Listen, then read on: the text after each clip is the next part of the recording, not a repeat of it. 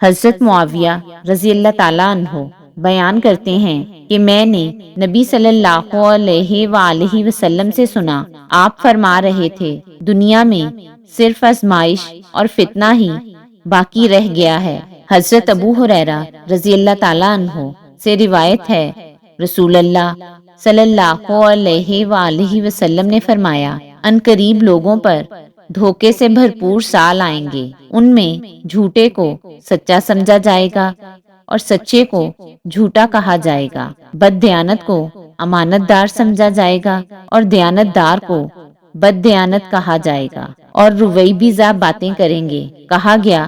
روئی بیزا کا مطلب کیا ہے؟ آپ صلی اللہ علیہ وآلہ وسلم نے فرمایا، حقیر آدمی عوام کے معاملات میں رائے دے گا۔ حضرت ابو ہریرہ رضی اللہ تعالیٰ عنہ سے روایت ہے، رسول اللہ صلی اللہ علیہ وآلہ وسلم نے فرمایا، قسم ہے اس ذات کی جس کے ہاتھ میں میری جان ہے، دنیا ختم نہیں ہوگی حتیٰ کہ یہ نوبت آ جائے گی کہ آدمی کسی قبر کے پاس سے گزرے گا تو اس پر گر پڑے گا اور کہے گا، کاش